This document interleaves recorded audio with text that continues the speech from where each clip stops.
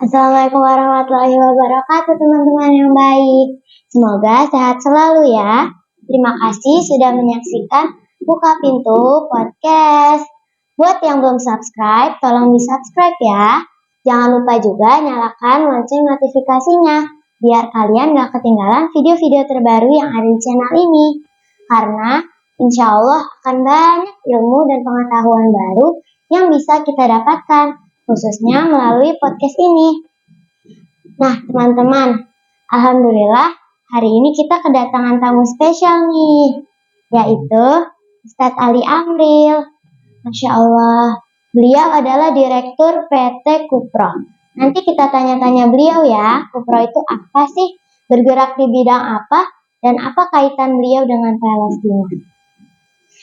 Assalamualaikum Ustadz. Waalaikumsalam, Dek Anika. Ustadz, perkenalkan nama saya Anika. Terima kasih ya Ustadz sudah bersedia hadir di sela-sela kesibukan Ustadz. Iya. Ustadz sekarang jadi Direktur Kupro ya? Iya. Boleh Betul. diceritakan secara singkat Ustadz tentang Kupro? Oh iya, jadi Kupro itu nama perusahaan ya, perusahaan agensi kreatif. Saya memang bergerak usahanya di bidang agensi kreatif, ya, kayak event manajemen, event organize, kemudian konten video, ya konten sosial media dan seterusnya. Nah, kemudian kita juga dalam rangka sebagai orang profesional juga punya aktivitas lebih dari sekedar mencari nafkah, yaitu kita sebagai penggiat Palestina. Jadi dengan kemampuan yang kita punya, kita coba memberikan manfaat yang lebih besar yaitu untuk saudara kita yang ada di Palestina dengan kemampuan kita punya. Nah, mungkin itu kurang lebih ya. Masya Allah, semoga makin sukses ya Ustadz. Amin. Ustadz dulu jadi relawan kemanusiaan ya?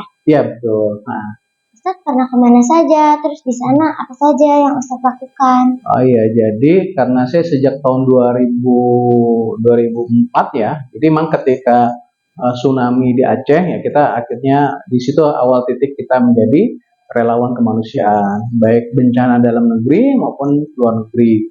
Jadi kita pernah ke Aceh, saat itu panggilan relawan kita berangkat ke Aceh. Kemudian tahun 2006 ada gempa besar ya di Yogyakarta ya, itu pun kita sebagai relawan. Nah, dalam perjalanan akhirnya kita bertemu teman-teman influencer. Saat itu mungkin bukan bahasa influencer, artis lah ya, artis-artis. Yuk kita bikin acara-acara yang untuk mengedukasi dan juga untuk galang dana untuk Palestina. Akhirnya mulailah kita saat itu bergerak untuk membantu Palestina dengan cara-cara yang kita bisa.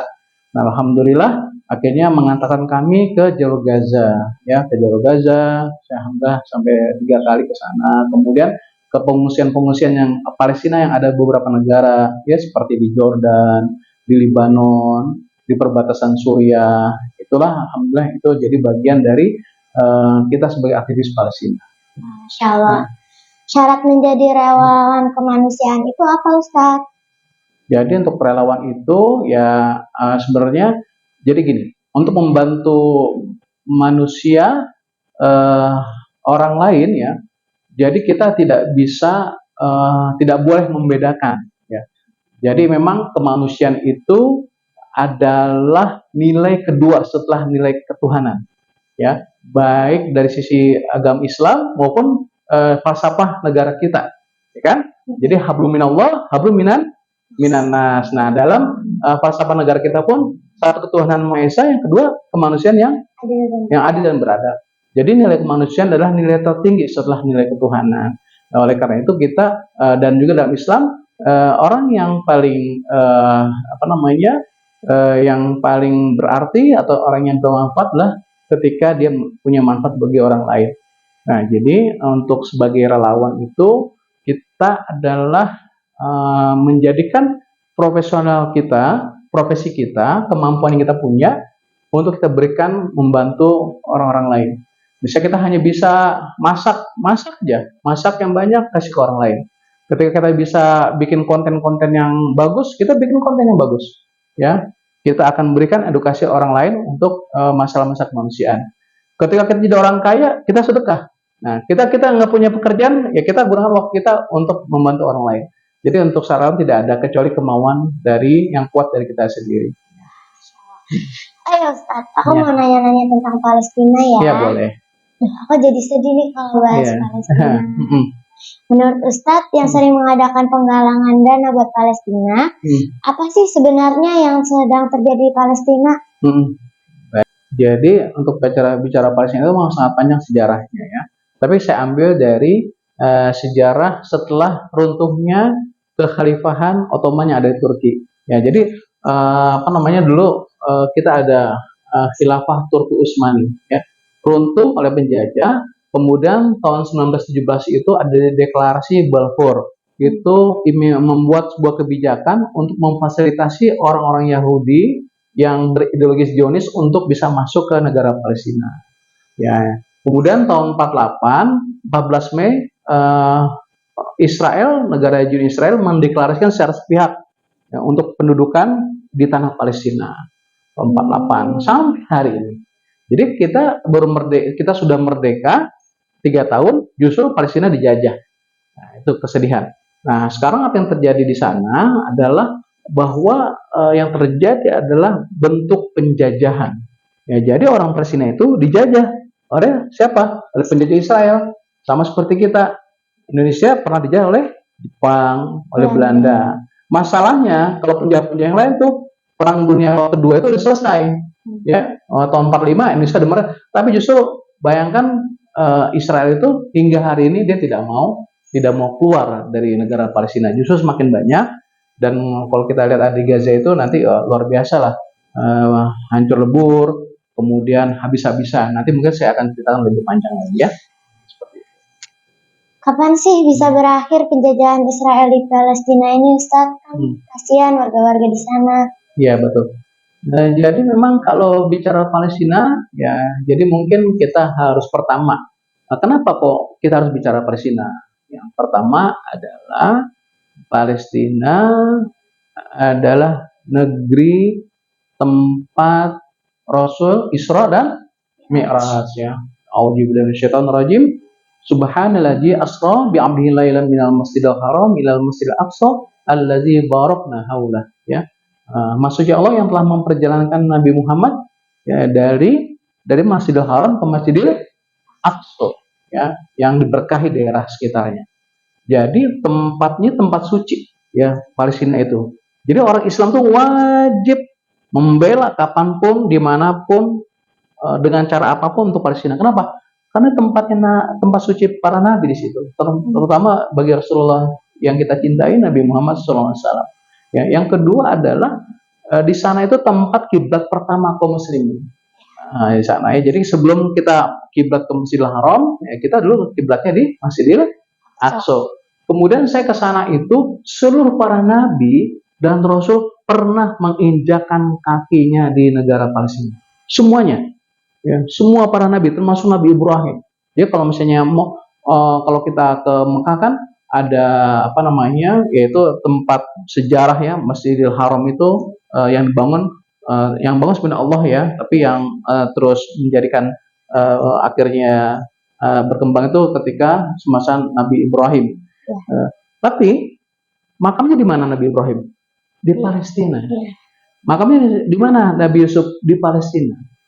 Semua para nabi dan rasul pernah menginjakan kakinya di Palestina, sampai Rasulullah yang jauh-jauh dari Masjidil Haram yang ada di Mekah itu supaya punya tempat untuk menginjakan kakinya di Palestina, beliau diisrakan oleh Allah Subhanahu wa taala dengan pada malam hari, yaitu malam Isra dan Mi'raj.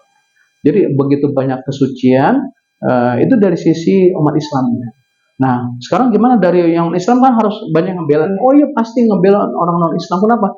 Karena di sana terjadi penjajahan, pembunuhan, genosida, kemudian intimidasi terhadap penduduk asli. Ya.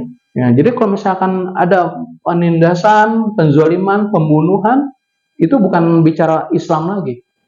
Karena orang Palestina pun bukan hanya orang Islam. Di sana ada orang Nasrani, ya ada orang Islam yang semuanya dijajah oleh penjajah Israel. Nah, sampai kapan? Sampai hari kiamat nanti, ya. Nanti insya Allah nanti kita.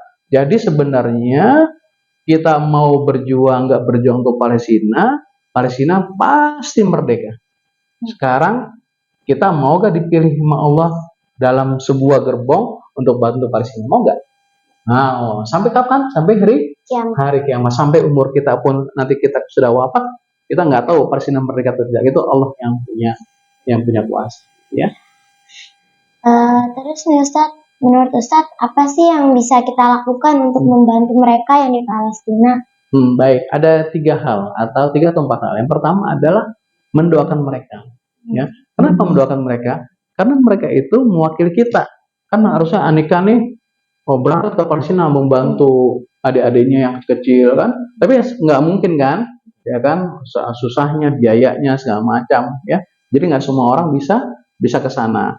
Nah, mereka mewakili umat Islam untuk menjaga tanahnya para nabi. Jadi mereka mewakili kita umat Islam sedunia untuk menjaga para nabi. Oleh karena itu, maka kita wajib pertama mendoakan mereka setelah sholat wajib dan sholat sunnah. Allahumma ansur mujahidin fi Palestina, ya. Jadi minta dikuatkan, minta dimenangkan, minta ditabahkan hatinya, dikuatkan, karena yang terjadi adalah bukan menjatuhkan mental orang Palestina, bukan membunuh dirinya sendiri. Maksudnya kita nih, misalnya saya nih, seorang ayah, mungkin saya nggak masalah, alhamdulillah sakit kan, ditembak kan, tapi untuk menjatuhkan mental seorang Pali Amril, maka dia penjajah Israel itu bukan membunuh saya, tapi membunuh siapa? Anak-anak kecil saya, gitu ya. Biasanya kan abi uminya Andika udah siap jihad kan, wafat pun syahid. Andika pun senang kan kalau ayahnya syahid kan, abinya sakit. Tapi justru yang dijatuhkan mental abi dan umi Andika adalah membunuh anak-anaknya abi umi. Sehingga juga mentalnya itu diharapkan sholat aja. Pertama mendoakan, ya. Yang kedua apa? Yang kedua kita tuh sebagai juru kampanye Palestina. Kita makanya kalau di status-status WA tuh jangan tentang diri sendiri terus. Ada bendera Palestina, ada berita-berita Palestina, ada terkait sama Palestina. Kita share, kita jadikan status. Campaign, kampanye kan tentang Palestina. Jangan berhenti. Ya, itu tugas kita yang kedua. Dan juga nanti kita memberikan informasi, misalkan ini kayak seperti podcast ini, itu ada bagian dari membela Palestina. Ya, jadi kita mensiarkan apa yang dari Palestina kepada pihak luar seluas-luasnya. Ya. Nah, yang ketiga apa? Yang ketiga adalah membantu dengan mal kita, ya. Jihad mal, dengan sedekah kita, dengan infak kita. Untuk siapa? Sebenarnya apa yang kita lakukan memberikan infak untuk Palestina adalah untuk diri kita sendiri, bukan untuk orang Palestina. Ketika nanti di Yaumul Mahsyar kita akan ditanya oleh Allah Subhanahu wa taala, apa yang sudah kamu lakukan untuk Palestina? Itu kita bisa menjawab, ya. Kita memberikan infak, ya.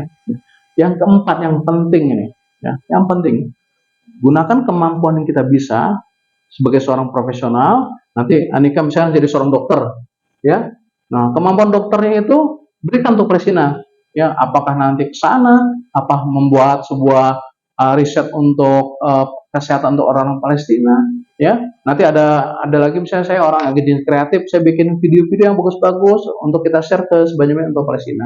Jadi gunakan kemampuan profesional kita nanti untuk membantu Palestina, ya.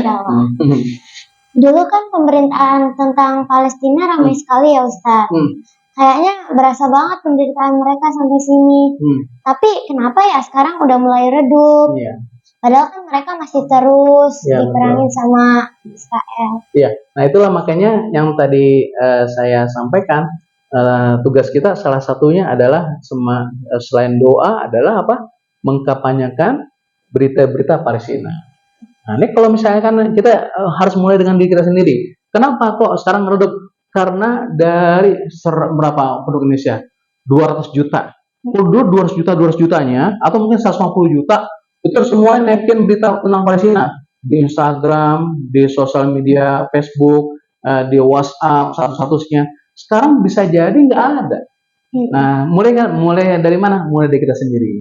Jadi kita yang ada di sini harus sama semua naikin berita Palestina, ya. Nah, kalau begitu bisa akan ramai lagi, ya. Oh ya Ustadz, nama aku di belakangnya kan ada Gazanya. Oh ya, siapa namanya? Anika Raisa Dia Gaza. Oh, subhanallah. Jadi aku juga penasaran banget, kenapa sih kayaknya yang paling terkenal itu jalur Gaza. Iya, betul. Kayaknya penyerangan kan lebih banyak ke Gaza. Emangnya itu kenapa ya Ustadz? Ya, jadi kalau Palestina itu saat ini, panjang perjalanan, tapi saya bilang saat ini eh, hanya 2% wilayah Palestina itu yang masih dikuasai oleh orang Palestina sendiri. Yaitu siapa? Yang 2% itu? Itulah yang disebut dengan jalur Gaza.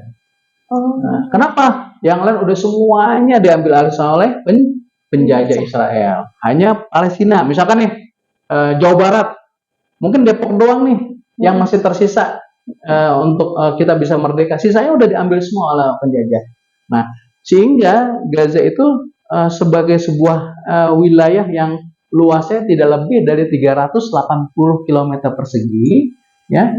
Di sebelah barat itu dibatasi sama Laut Mediterania, ya. Di sebelah utara dibatasi oleh negara Jordania, di sebelah selatan dibatasi oleh Mesir yang disebut yang terkenal Rafah, ya. Rafah. Jadi kalau kita masuk Palestina itu kalau lewat Gaza turun di Kairo, kemudian di Kairo 9 jam menuju ke Rafah, baru masuk ke Gaza, ya. Tapi kalau lewat utara Jordan 1 jam masuk ke tepi barat, baru masuk ke Gaza 2 jam lagi.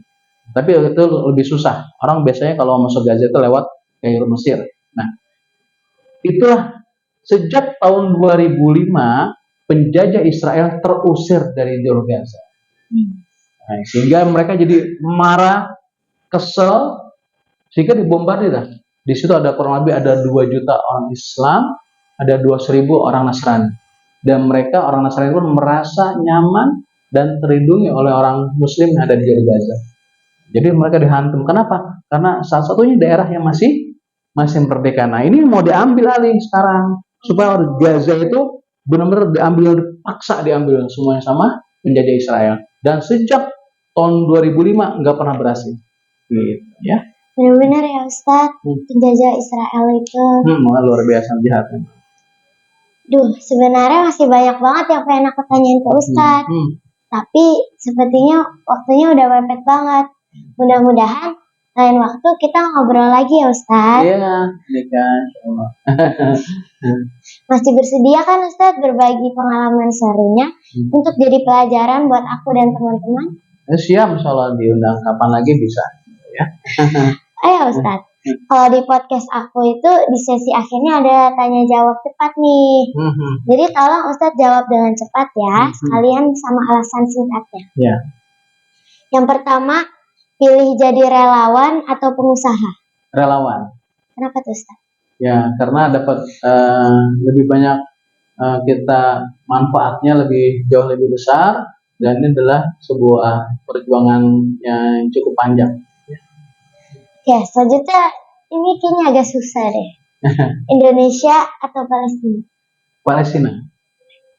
Kenapa Ustaz? Ya, karena Palestina lah sebagai sebuah negara yang justru mengusung pertama untuk kemerdekaan Indonesia. Nih. Terus selanjutnya kemanusiaan atau keadilan? Kemanusiaan. Kenapa Ustaz? Kemanusiaan karena saya sampaikan tadi, kemanusiaan adalah nilai tertinggi kedua setelah nilai ketuhanan. Oke, kupro atau aksi? Dua-duanya. Ya, karena dua-duanya saya yang bikin. Rumah atau camp pengungsi? Camp pengungsi. Kenapa Ustaz? Ya, kalau kita rumah itu kan kita memang sudah tempat kita selalu ada terus ya, tapi camp pengungsi itu kita belum tentu kita selalu siap untuk sana. Jadi ya camp pengungsi. Oke, wah Masya Allah seru banget. Yeah. Semoga semua aktivitas yang Ustaz lakukan diridhoi oleh Allah. Amin, ya Allah. Dan jadi pemberat amal kebajikan di akhirat kelak. Amin, ya Allah. Doakan aku dan teman-teman yang sedang menyaksikan tayangan ini ya Ustaz, agar kelak bisa jadi orang yang bermanfaat dalam kebaikan. Amin. Nah teman-teman, terima kasih banyak sudah menyaksikan obrolan seru aku bareng Ustadz Ali Amril, seorang yang mendedikasikan usianya untuk kemanusiaan. Barakallah fiik Ustadz. Jazakillah khairan atas waktunya ya Ustadz. Semoga sehat selalu dan Allah mudahkan segala urusan Ustadz. See you teman-teman, Buka Pintu Podcast. Assalamualaikum warahmatullahi wabarakatuh. Waalaikumsalam warahmatullahi wabarakatuh.